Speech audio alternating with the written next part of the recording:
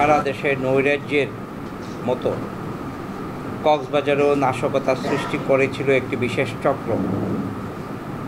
আপনারা জানেন, সাধারণ ছাত্র সমাজ কোটা বিরোধী আন্দোলন করতে গিয়ে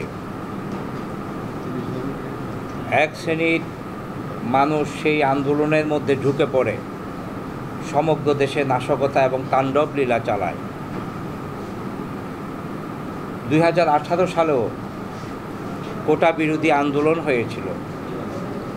ঢাকা বিশ্ববিদ্যালয় সহ সমগ্র বিশ্ববিদ্যালয় কলেজগুলোতে যখন আন্দোলন হয়েছিল, সেই সময়ে মাননীয় প্রধানমন্ত্রী শেখ হাসিনা সেই আন্দোলনকার মধ্যে নিষেধাজ্ঞা আরোপ করেন। তারপরে দুজন মুক্তিযোদ্ধার সন্তান হাইকোর্টে আপিল করলে হাইকোর্ট আবার কোটা প্রথা চালু করার নির্দেশ দেয়। মহামান্য হাইকোর্টের নির্দেশের প্রেক্ষিতে বাংলাদেশে এই কোটা প্রথা চালু হওয়ার পরবর্তীতে আবার 2024 সালের জুন মাসের শেষের দিকে সাধারণ ছাত্র সমাজ কোটা বিরোধী আন্দোলন শুরু করে।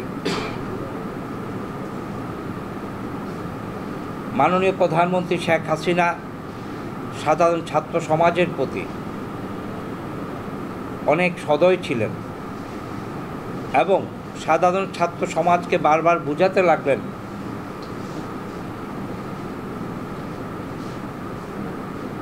যাতে তারা ধৈর্য ধরে এবং কোর্টের মাধ্যমে নিষ্পত্তির জন্য অপেক্ষা করে।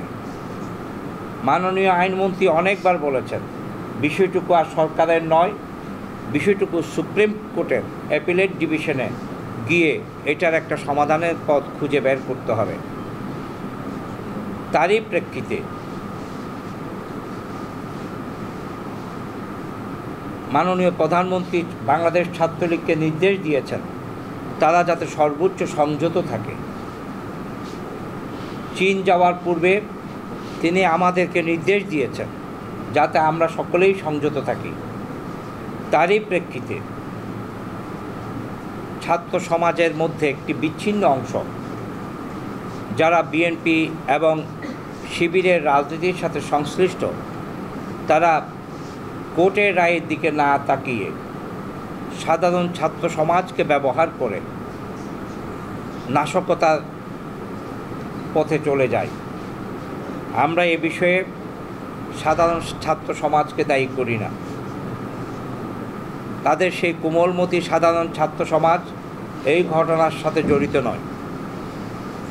আপনারা আমাদের দায়িত্বশীল মন্ত্রীবর্গ ইতিমধ্যে বলেছেন যারা নাশকতায় দায়ী তাদের বিপক্ষে সরকার, এবং আমরা কক্সবাজারের নেতৃবৃন্দ এখানে আমাদের মাঝে জেলা পরিষদ চেয়ারম্যান সাহেব জনাব শাহিনুল হক মার্শাল, মাননীয় মেয়র জনাব মাহবুর রহমান চৌধুরী, সম্মানিত উপজেলা চেয়ারম্যান জনাব বীর মুক্তিযোদ্ধা নুরুল আফসার এবং সাবেক ছাত্রনেতা এবং কক্সবাজার সদর উপজেলা আওয়ামী লীগের সভাপতি জনাব মাহমুদুল করিম মাদু এবং জাসেদের কক্সবাজার জেলার নেতা জনাব মোহাম্মদ হোসেন মাসু সহ গান পাউডার নিয়ে এসে লিং রোড থেকে শুরু করে বাস টার্মিনাল থেকে এই কক্সবাজার শহরে তাণ্ডব চালিয়েছে। তাদের বিপক্ষে আমাদের অবস্থান। আমরা একমত হয়েছি কক্সবাজার জেলায় 14 দলীয় ঐক্যজোটের নেতৃত্বে আমরা নাশকতা প্রতিরোধ কমিটি গঠন করব এবং সেই গঠনকল্পে সকলেই একমত হয়েছি আমরা, এবং একমত হয়ে এই কমিটি কক্সবাজারের প্রত্যেকটি ওয়ার্ডে, প্রত্যেকটি উপজেলায়, প্রত্যেকটি ইউনিয়নে, জেলা শহরে তারা সফর করবেন এবং নাশকতার বিপক্ষে তারা জনমত গড়ে তুলবেন। আমরা কারো বিরুদ্ধে যুদ্ধ করতে চাই না। এই কমিটি কারো বিরুদ্ধে যুদ্ধ করবে না। এই কমিটি সকলকে নাশকতা থেকে বিরত রাখার জন্য অনুরোধ করবে। এবং তাদেরকে সচেতন করবে এবং সাধারণ ছাত্র সমাজ সহ জনগণকে নাশকতাকারীদের সাথে না থাকার জন্যে আহ্বান জানাবে। এই কমিটি অত্যন্ত সৃজনশীল একটি কমিটি, কর্মঠ কমিটি।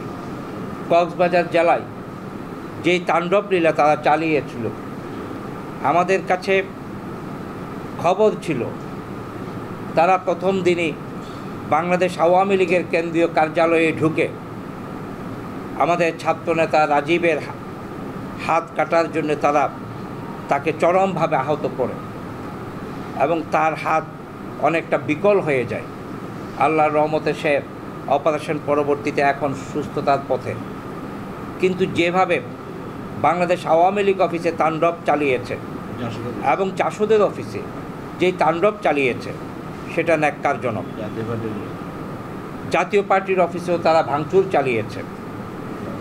আমাদের কাছে খবর ছিল তারা কক্সবাজারের ডিসি অফিস জ্বালিয়ে দেবে, পৌরসভা অফিস জ্বালিয়ে দেবে এবং কক্সবাজার মডেল থানা লুট করবে, বিমানবন্দর জ্বালিয়ে দেবে, তারপর মিছিলটুকু গিয়ে জেলখানায় আবার আক্রমণ করবে।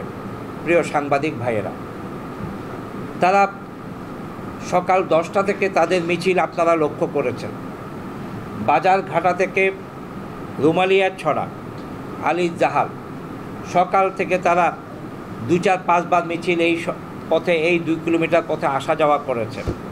মিছিল আবার চলে গেছে বাস টার্মিনালে, বাস টার্মিনাল থেকে লিং রোড থেকে আবার মিছিল এসেছে। তারা এদিকে বারবার আসার জন্য সুযোগ চেয়েছে, বারবার 3 দিন চেষ্টা করেছে। সন্ধ্যার পরে কেন, সকাল 10টা থেকে তো তারা ছিল, সকাল 10টা থেকে তারা রাজপথে ছিল, বাজারঘাটায়ও তাদের অবস্থান ছিল। তারা কিন্তু দিনের আলোতে তারা কিন্তু এই লাল দিঘির পার ক্রস করার জন্য চেষ্টা করেনি। তারা বারবার সন্ধ্যা 7টার পরে অন্ধকারের মধ্যে যাতে তারা জ্বালিয়ে দিতে পারে, নাশকতা করতে পারে, সেই জন্যে তারা চেষ্টা করিয়েছিল। আমাদের সৌভাগ্য সাধারণ ছাত্র জনতা তাদেরকে প্রতিহত করে কক্সবাজারবাসীকে সেদিন এই কলঙ্ক থেকে রক্ষা করে এবং কক্সবাজারের সম্পদ, আমাদের সরকারি সম্পদ, ব্যক্তিগত সম্পদ, সব কিছুতে আমাদের জনগণ সেদিন তাদের প্রতিরোধ করে রক্ষা করে। প্রিয় সাংবাদিক ভাইয়েরা, আমরা আগামীতে ঐক্যবদ্ধ কক্সবাজার চাই। আমরা আধুনিক কক্সবাজার চাই। যেই স্মার্ট বাংলাদেশ আমরা স্বপ্ন দেখছি, জীবনে আমরা রেল আসবে কখনো ভাবি নাই। এমনকি উদ্বোধনের পরও সবাই এখানে অনেকে কৌতুক করেছিল, কক্সবাজারের রেল এটি একটি শেখ হাসিনা উপহাস দেখাচ্ছে। বিমানবন্দর আন্তর্জাতিক হবে এটা আমরা ভাবি নাই এত তাড়াতাড়ি। আমাদের কক্সবাজার শহর এত উন্নত হয়ে যাবে, রাস্তা প্রশস্তকরণ হয়ে যাবে, কক্সবাজারবাসীর কল্পনার বাইরে ছিল। সব কিছু মাননীয় প্রধানমন্ত্রী শেখ হাসিনার অবদান। আজকে আমরা 14 দলীয় ঐক্যজোট, আজকে মাননীয় প্রধানমন্ত্রী তারা পতন চায়। তারা কার নেতৃত্বে সরকার চালাতে চায়? সেই সমস্ত যারা নাশকতা করে, যারা মানুষের জানমালের ক্ষতি করে, যারা পুলিশদের হত্যা করে, যারা জঙ্গিদের পালিয়ে যাওয়ার জন্যে নরসিংদী জেলখানায় বন্দীদেরকে তারা সুযোগ করে দেয়, তাদের কাছে দেশ কখনো নিরাপদ হতে পারে না। এবং আমরা সকলেই ঐক্যবদ্ধ আছি অত্যন্ত কঠিনভাবে। যে কোনো পরিস্থিতি মোকাবেলার জন্য আমরা প্রস্তুত আছি। আমরা আজকে শান্তির ডাক দিচ্ছি। আজকে আমরা সকলকে এই কমিটি গঠনের মাধ্যমে, এই কমিটির নেতৃত্বে ঐক্যবদ্ধ হওয়ার আহ্বান জানাচ্ছি। আমাদের কাছে 30 জনের একটি উপদেষ্টা মণ্ডলী আছে, প্রয়োজনে সেটি বাড়বে, বৃদ্ধি করা যাবে। আমরা একটি আহ্বায়ক কমিটি, জেলায় 14 দলীয় ঐক্যজোটের নেতৃত্বে নাশকতা প্রতিরোধ কমিটি, আমরা একটি আহ্বায়ক কমিটি করছি।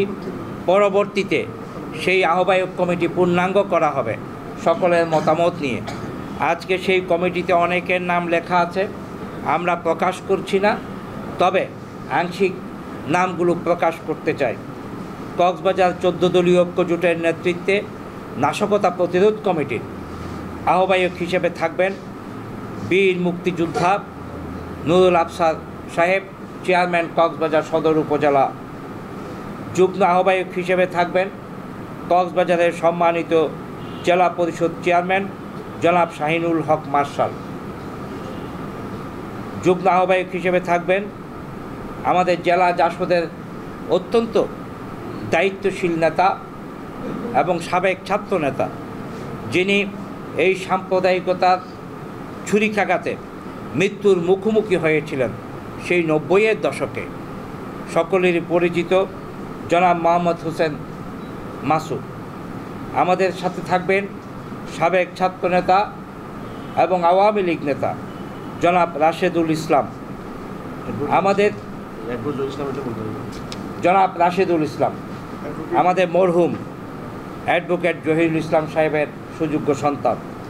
আমাদের যুগ্ম আহ্বায়ক হিসেবে থাকবেন কক্সবাজার সদর উপজেলা পরিষদের কক্সবাজার সদর উপজেলা আওয়ামী লীগের সম্মানিত সভাপতি সাবেক ছাত্রনেতা জনাব মাহমুদুল করিম মাদু।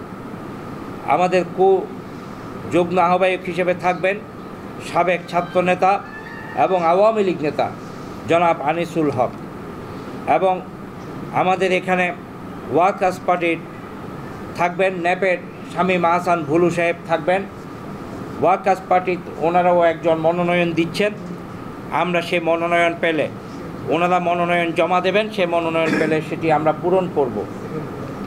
আমাদের সদস্য সচিব হিসেবে দায়িত্ব পালন করবেন পুরা জেলাব্যাপী